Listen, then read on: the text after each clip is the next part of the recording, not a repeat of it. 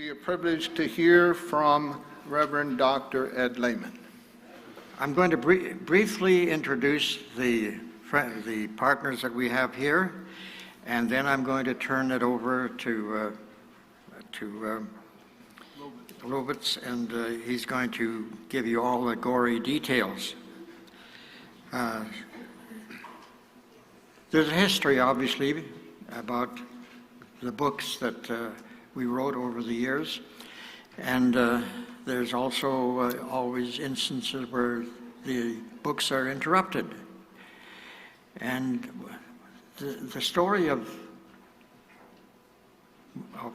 this book goes back about 5-6 years. And it began like this. Norm Trinan, who is unable to be with us today because he is not of the best health. But he was in Edmonton one day, and we often sat down together for some lunch or a coffee or something like that. And he said, I've been thinking about a book we should write. Do you have any ideas? And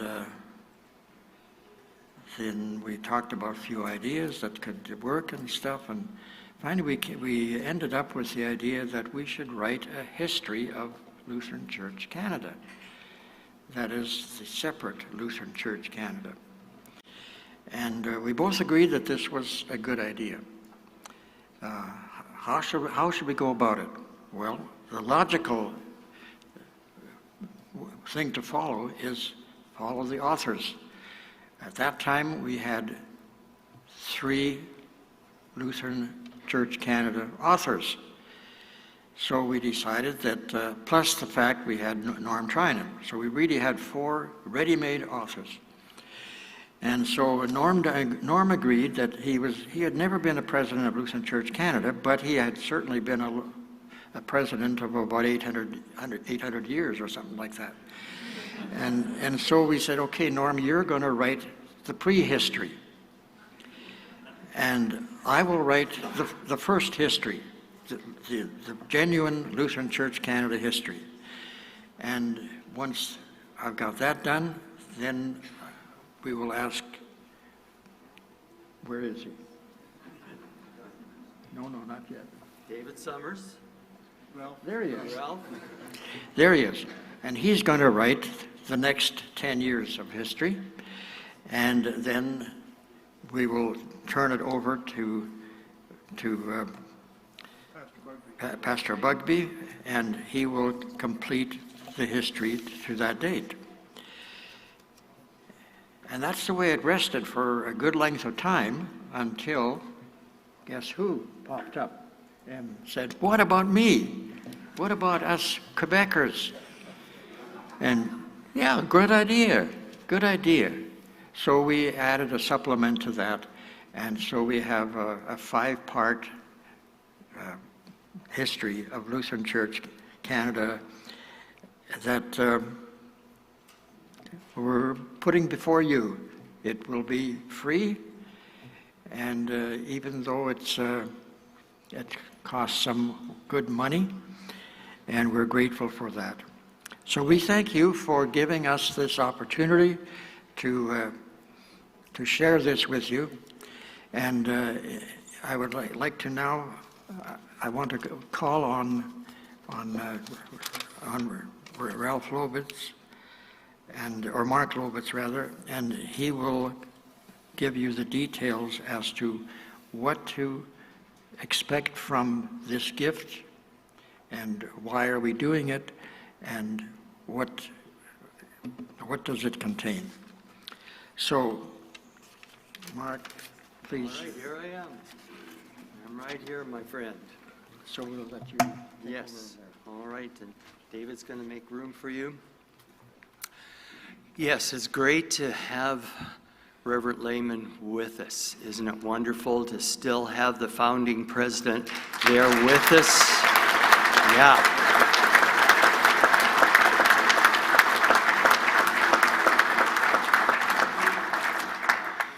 Now, some say history is irrelevant.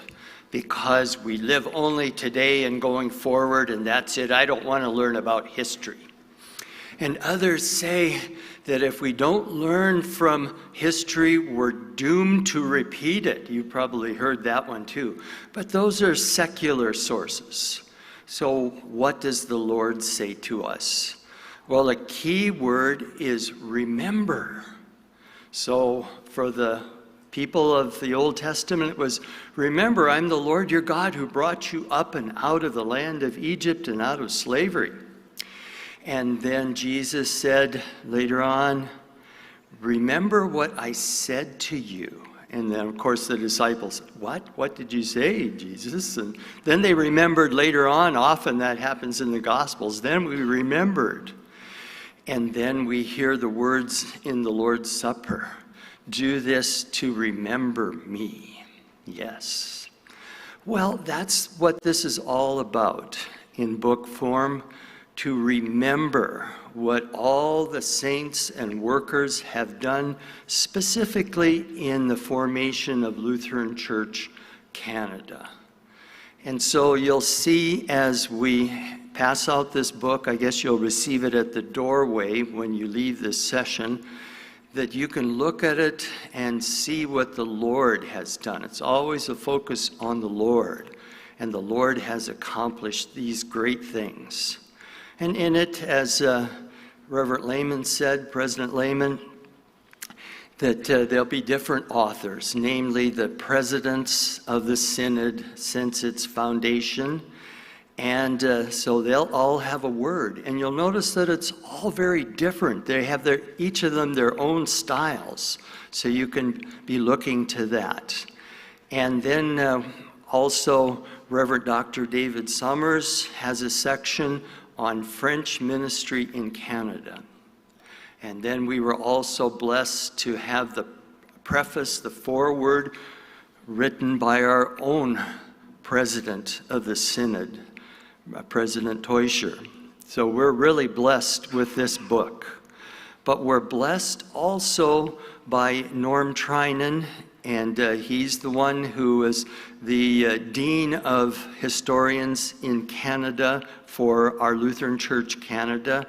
And you'll notice too that when a historian does that, you know, they're always then thinking, now how did this happen, and how do I present this aspect of it and that aspect of it, and yet tell the story as best he can. And that's what Dr. Trinan has attempted to do. So I hope you will receive that in that spirit.